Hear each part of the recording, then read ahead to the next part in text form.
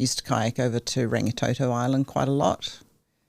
Run to the top, run back down, kayak down, back, and go to work.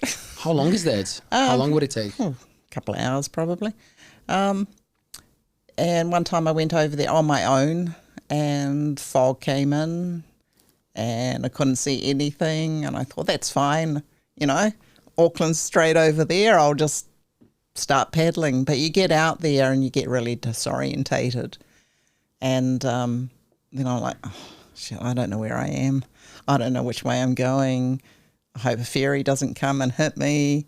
Wow. And I could hear voices, so I started paddling towards them, and I nearly hit these two guys in a boat. Yeah, they're out fishing, and I'm like, which way is Auckland? And they're like, it's over there. So, yeah, that kind of stuff. And being out in, I think Lake Taupo was probably another really scary experience. A couple of girlfriends and I were training for an event that was going to be going down the river into the lake, and you go across the lake. And we had a few adventures on the river, my friend fell in a few times.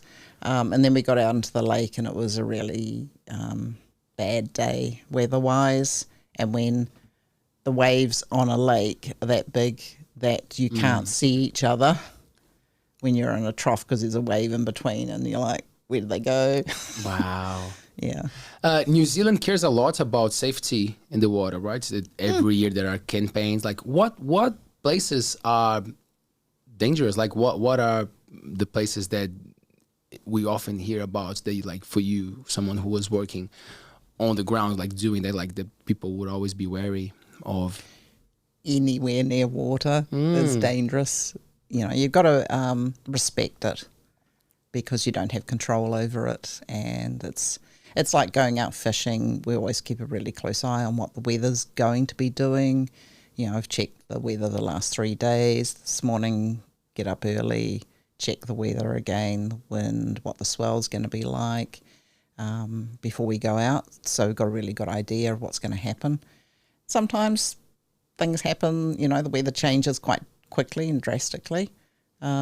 So, yeah, I think it's just being sensible, knowing what the conditions are, generally being with other people, you know, like kayaking in fog on your own.